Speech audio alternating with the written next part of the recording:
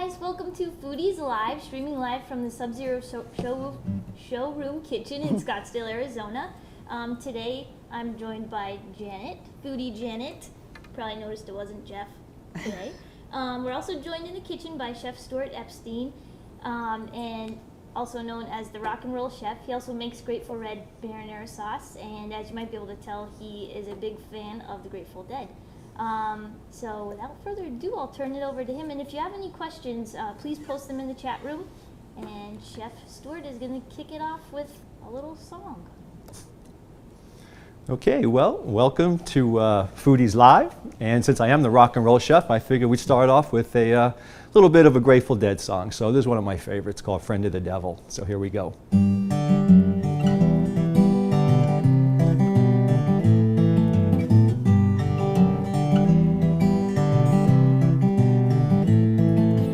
I lit out from Reno, I was trailed by 20 hounds. I didn't get to sleep last night till the morning came around. Set out running, but I'll take my time. The friend of the devil is a friend of mine. If I get home before daylight, just might get some sleep tonight. Okay, enough of that.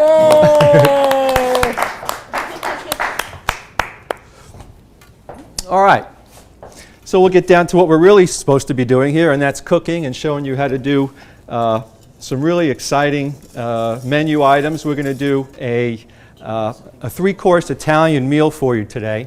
And the first course we're going to be doing is a stuffed baked little neck clams. And it's one of my favorite dishes that I've been cooking pretty much since I've been a kid. We used to eat these all the time back on Long Island, and it's actually the first dish that I cooked for my wife when we started dating, and I think it made her fall in love with me, actually.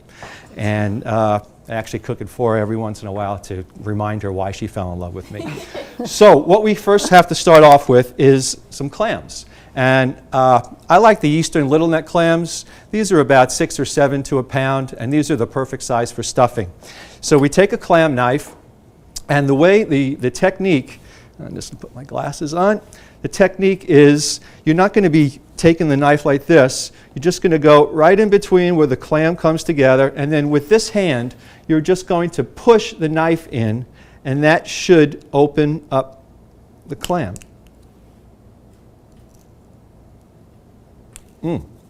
Well, live television. Well, let's see if the other one works. There you go. Okay, so this is pushed in. Now you get the clam in like that, and then you're just going to rotate the knife to open the shell.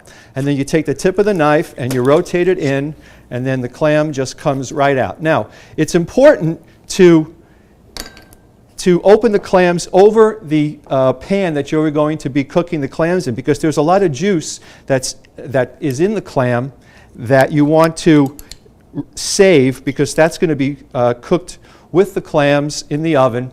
And at the end, when we go to plate the dish, we're just going to take the clam juice and pour it over it for the final seasoning, and it just makes the clam just delicious. So once you have all your clams open and in a pan, what I use is for the stuffing is a panko breadcrumb. And a panko breadcrumb has, it's a little bigger crumb. It's a Japanese breadcrumb, and it toasts better. It gets crispier in the oven. So that's the breadcrumb that I use. So what we're going to do is we're going to take some panko breadcrumbs. We're going to take some panko breadcrumbs. Hang on, I want to use a mixing bowl. Chef Stuart, yes. So, for instance, when the clam won't open, is it best to just well, that one? Funny you should ask that. There is a technique that you can use, and I really don't want to.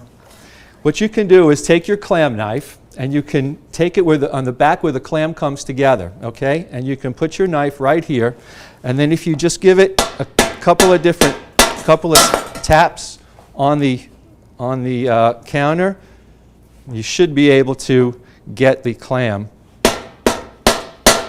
to open up. But this one won't. It's a tight seal on that one. Seems like there is. So Does that happen sometimes? I mean, it you does. just have It to- does. You know, live television, I guess. So it's not working. But we're going to take some of the panko breadcrumbs, getting back to the breadcrumbs, to the stuffing. Put a little bit of the stuffing of the breadcrumbs in there, and then I have some fresh garlic and maybe 2 or 3 cloves of fresh garlic, and then some parsley and some Parmesan cheese. So you're going to mix that up nicely. And then you add a little olive oil to that, and what you actually get is something like this. So you don't want it to be too wet. You just want to use the olive oil for some nice seasoning. So then what we're going to do is, it's important that you don't pack the stuffing in real tightly. You just want to take a little bit of the stuffing and you just want to do it like that.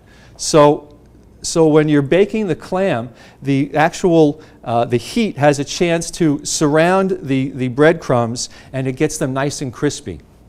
So once you stuff all your clams, then you're just going to drizzle the clams again with a little bit of olive oil over the top. And you're going to roast these in a 400-degree oven for about 15 minutes. And I've done some this afternoon before you got here. And as you can see, they get nice and crispy on the top, golden brown. And if I was going to be serving this for a dinner party as an appetizer, I would have at least 6 clams per person. And we're going to plate this, and make sure you serve this with plenty of fresh lemons, because the fresh lemons really complement the olive oil and the clams. So once you get your clams on here, now remember I told you to make sure you save the juice, because the juice is in the bottom of the pan. What we're going to do is we're just going to pour the juice over the clams, and that's what you get right there.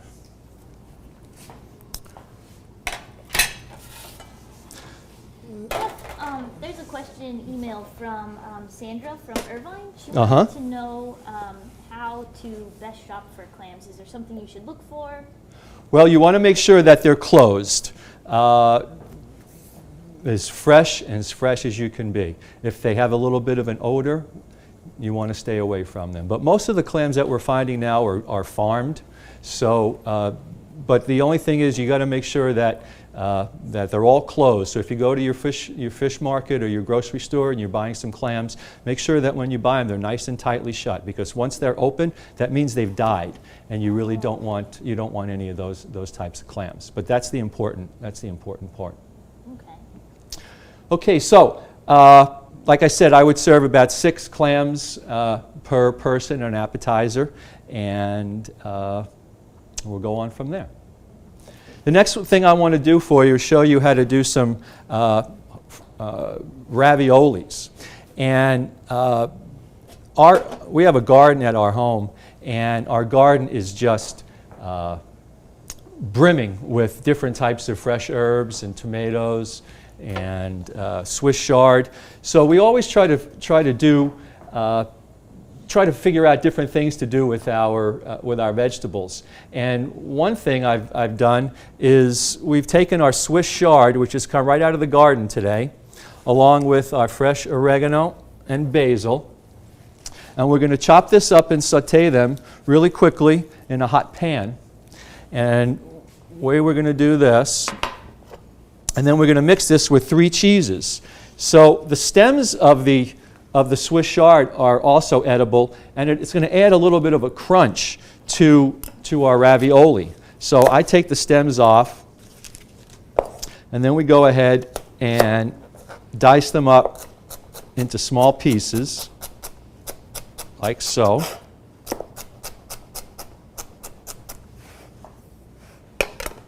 And then we'll take some of the leaves of the Swiss chard, and you can roll it up like this. You can make julienne slices of your Swiss chard.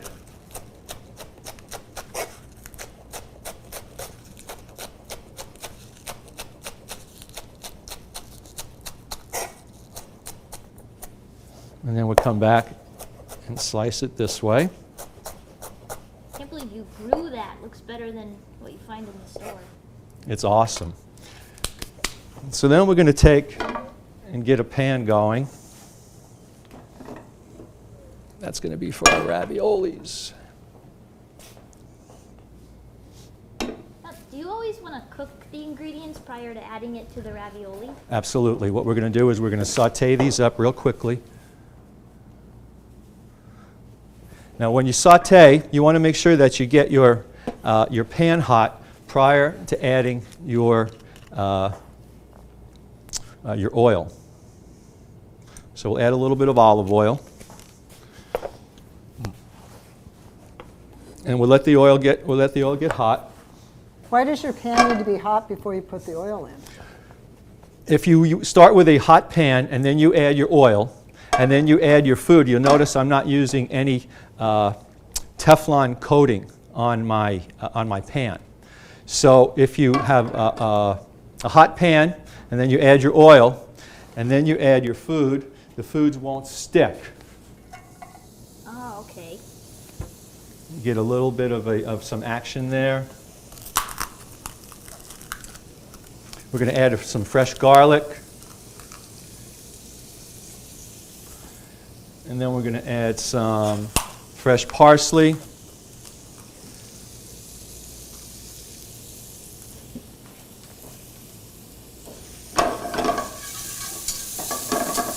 And we'll just bring that down a little bit. Now, because we're using 3 cheeses in the ravioli, one of them is a Parmesan cheese, and the Parmesan cheese tends to be a little on the saltier side. So what you want to do is you want to make sure that you're not adding too much salt into your mixture prior till the end when you mix it all up with your 3 cheeses, because the last thing you want to do is have too much salt in the raviolis. Okay, so let's kind of make believe that that's been cooking for a few minutes now. And then what I want to do is I'm going to deglaze the pan with a little bit of white wine, and I'm using a Pinot Grigio.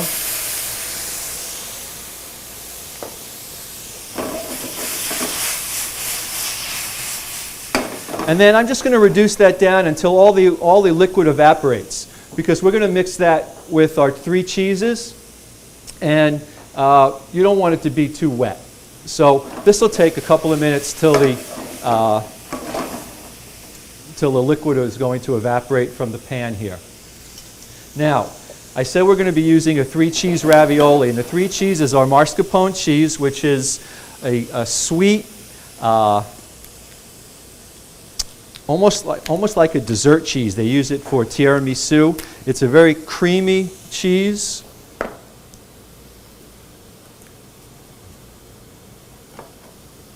So you could see it's nice and creamy, and it's got a real sweet flavor to it. And we're going to use some fresh ricotta cheese, and then again some Parmesan cheese. So you see, this has already been it's already evaporated. So now this can come off the fire, and then we want to really cool this down before we mix it with the cheese, because if you don't, it'll just melt the cheese, and we don't want that to happen. Now, this is a really cool thing that I learned about 6 months ago. We're going to show you how to make some fresh ricotta cheese at home.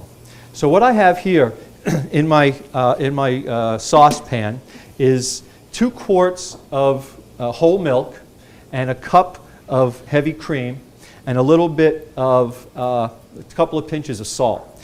And I've brought this up to about 180 degrees. And if you don't have a thermometer, you don't have to worry about it. If you just look, a couple of things that you need to be careful of is obviously you don't want it to boil over, because that'd be a real pain to clean up. But when you see the little bubbles around the edge of the milk, you know that you're at the right temperature. So what we're going to do is now we're going to turn the temperature off, and then I'm going to add the juice of 1 lemon, which is approximately 3 tablespoons. So we're going to add the juice of 1 lemon, and then I'm going to stir it.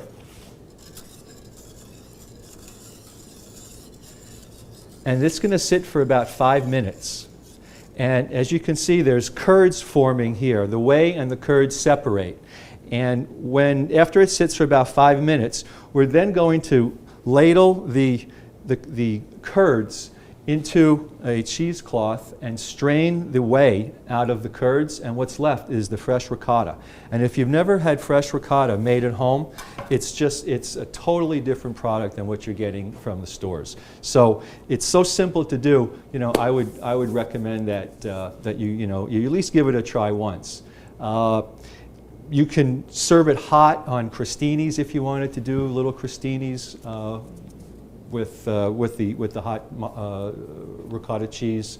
You can chop up a little bit of fresh herbs, some fresh basil and oregano, and serve it on little crostini toast. It's just delicious. Why do you think the flavor is so much different? It's just you'll see, it's an extremely light cheese. I don't know, I think everything that you cook fresh is going to be a little more tasty than anything store-bought. It's not, So, what we're going to do next is going to show you how to make the fresh pasta for the raviolis. And this is also a very simple process. Now that we have food processors, because when we were making them before food processors, it was a little more difficult. So what I have here is and this will make about 40 raviolis, okay? 1 cup of flour, and then 1 egg. Where's my egg? So are you using all-purpose flour or semolina? Yes. You can use, no, I'm not using semolina, I'm using all-purpose flour. You can use whole wheat flour.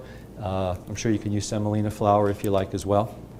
So 1 cup of flour, 1 egg, couple of pinches of salt, and then 2 tablespoons of olive oil. 1, 2.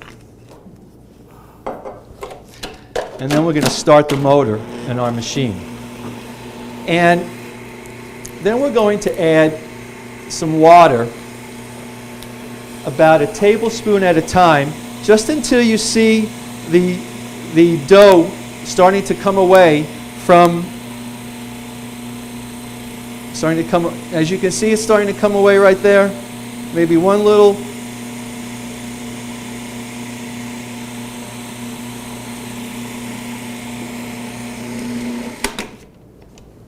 Now, this doesn't look much like a dough at this point, but we'll take this out. Let's get rid of this stuff. So is it pretty much impossible to make it without a food processor? It's not impossible, but it's a little more work. Yeah. You can knead it by hand. You can put the flour on the counter and make a well in the middle of it, and add the egg in the middle, and then just start kneading the flour with your hands. But with the advent of the food processor, it makes things a lot easier. You'll see I have a pasta attachment on my mixer. That's where we're going to roll out the pasta. But certainly, if you want to roll it out by hand, give it a shot. So what we're going to do is we're going to put down a little what they call bench flour on the counter. And then we take the dough and we're just going to knead it for a minute or two until it gets nice and smooth.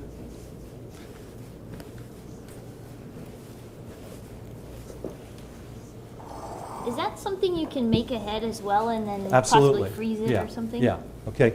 And I've done that because this is going to have to rest for about 20 minutes because the gluten needs to just relax in the dough, okay? Oh, okay. But what you want to do is you want to get it into a nice ball like that.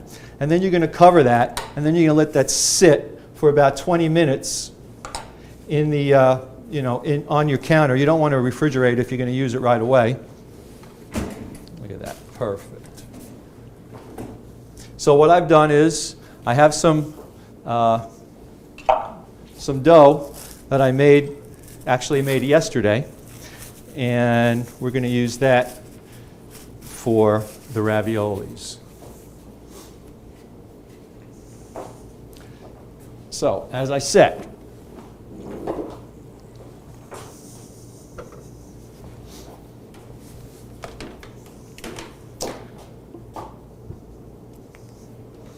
okay, so I have my mixer here, and to the mixer, this is a pasta roller, and it's got 8 settings on it, number 1 to number 8.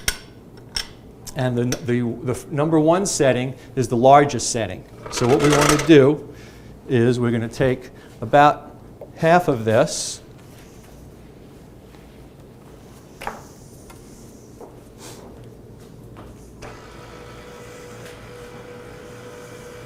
and then this just goes, see how much easier that is than rolling it by hand? 10 minutes. Okay. You can go longer if need be. Okay, so what you want to do is, we're going there, and you want to run it through 3 or 4 times. What the? If you don't have one of those, what would you do? You just use a rolling pin, or? Yeah, a rolling pin. Come on.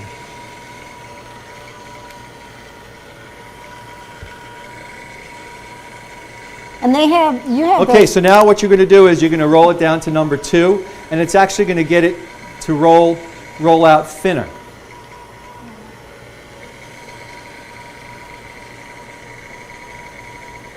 And I like to roll it out to number 5.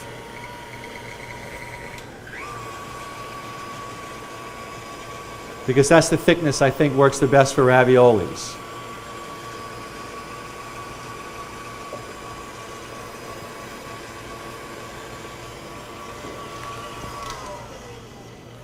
Okay, so let's just show you how this cheese works out. See, there's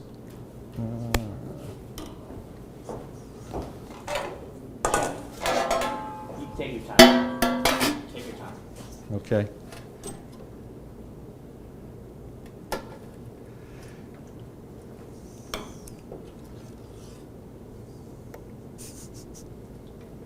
So that's what we'll do. We'll just let the cheese drain into the cheesecloth. And then we're going to take our ravioli cutter, and we're just going to cut some real small, nice rounds of the ravioli. Okay, so there's 2 right there. And then I have this is the 3 cheeses with the fresh herbs and the Swiss chard that we've combined. And then we're going to take a little bit of the ravioli and put it right in the center, right? And then take a little bit of water and put it around the edges. And then we go ahead and we top the ravioli just like that. And then we're going to go ahead and close them up just like that. Now, when you cook these, the fresh pasta cooks very, very quickly. It cooks in about 2 minutes. So what you want to do is get your water up to a boil. Get your water up to a boil. And then reduce it to a simmer, because you don't want the water to be boiling too violently, because it'll rip apart the raviolis. And I've made a bunch of them last night.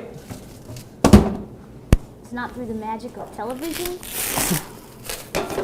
And I pop these in the freezer, so these will cook up rather quickly.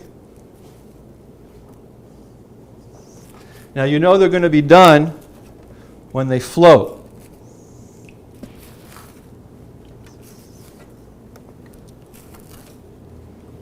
So if you overcook them, do you run the risk of them breaking apart? in the Well, they'll water? get very gummy, and Oh, you know, okay. you don't want to overcook them. But when they come to the top and they float, if you just cook them for another 30 seconds or so, you know they're going to be done.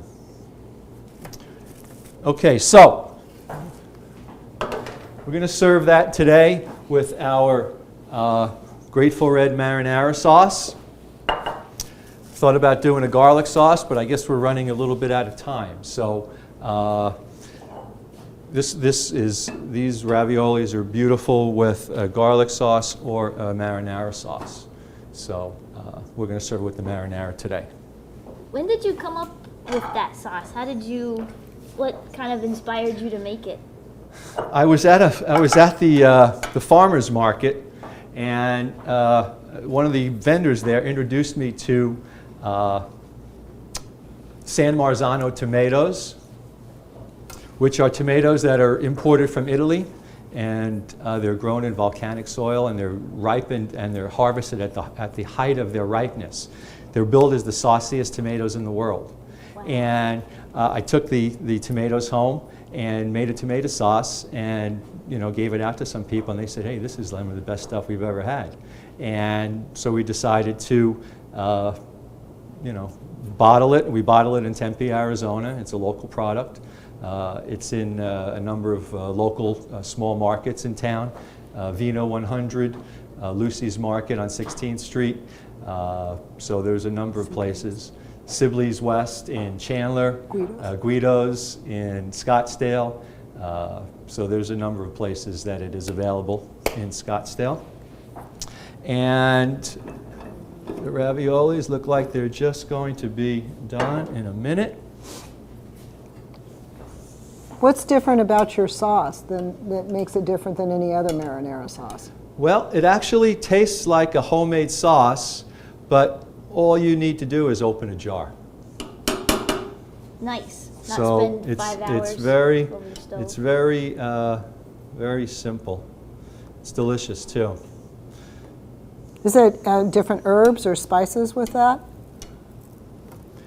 It's a very simple recipe, but it's all fresh ingredients. Is garlic and onions and fresh basil, parsley and oregano, the tomatoes, little olive oil. Of course, it's all my proportions and stuff, so it's a little, this recipe's a secret. Secret Yeah. sauce. Yeah. So what we're going to do is we can plate these raviolis. You see they're starting to come to the top. You really don't want to crowd them in the pot because a lot of work goes into making these things, and you really a lot of love. This is a really good opportunity to get the family together on a Sunday or something and get the kids helping you to make the raviolis. It could be a fun family project for a Sunday. Okay. We'll plate these here. So do you normally listen to the Grateful Dead while you're cooking? Yes. Yeah. We should have provided you some music. Well, What came first, your love for cooking or your love for music? I started playing the guitar at day camp back in the early '60s when the Beatles came out, and right around the same time, I would be in the kitchen with my mom cooking breakfast and that type of thing. So obviously, I've been playing guitar for quite a while and cooking for quite a while, but my cooking has really come of age over the last 10 or 15 years. I had a business in town for 20 years doing catering in Arizona, out of Scottsdale. And so, I would say, music has been in my life longer, but professionally, food has been around for about 20 years now. Yeah, so. So you're not a newbie. So, no. It's funny, I have people come up to me and they say, "Well, I'm a lot older than you," And so I remember, I'm a lot older than you. I go, "Well, how old are you?" And, well, 47. I go, "I got you by about 10 years, my friend." So So look how beautiful these. They're coming right to the surface. They're not coming apart. They're not sticking together. Look how pretty. Are you making enough for our crowd over here? Absolutely. Oh, good. Absolutely. And then we'll just heat some of this sauce up.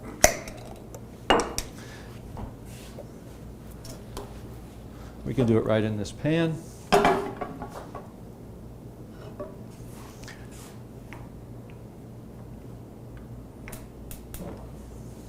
Do we have time to do the dessert? Because I got a really cool recipe for the dessert. Yes, let's do it. Okay, let's do the dessert. Okay, we're going to do some Italian ice, some blueberry Italian ice. And this is as simple as it gets. Here, we'll put this out here. If you were stuffing the ravioli with meat, would you fully cook the meat? Absolutely. Prior? Okay. Everything should be fully cooked before you put it into the wrappers. We're going to do a blueberry Italian ice, fresh blueberries. And I'm going to do this in a blender. So we're going to take some fresh blueberries.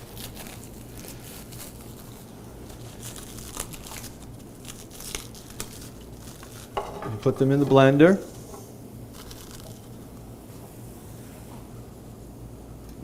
don't want to burn this.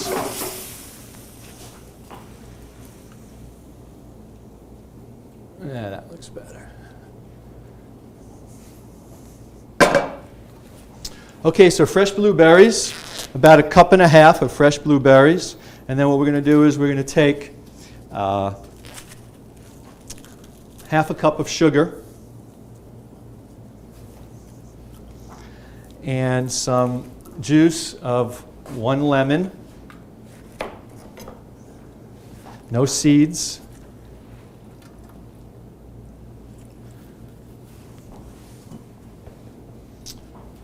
And a little bit of pinch of salt.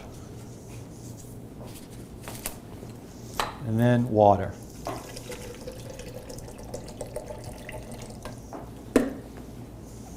Now we'll blend that up.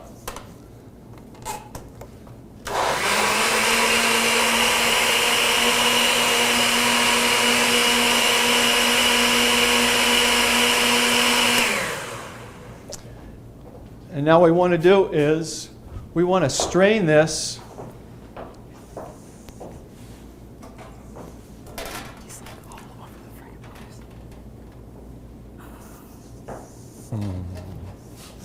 should add another bowl. Anyway, we're going to strain this into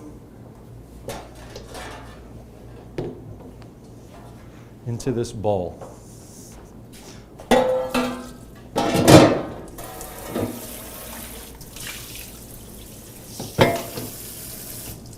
And why we want to strain this is we want to get all the skin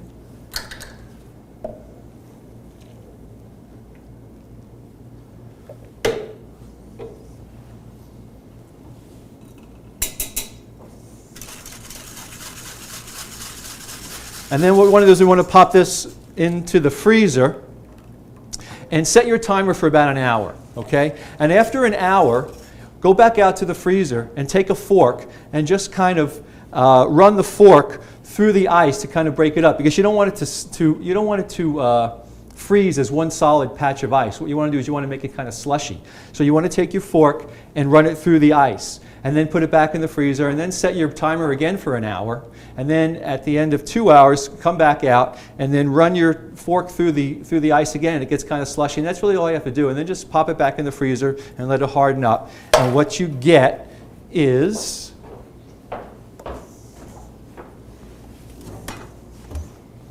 Chef, can you make those with cream? Can you make them more creamy, or are they all yes, you fruit-based? can make it.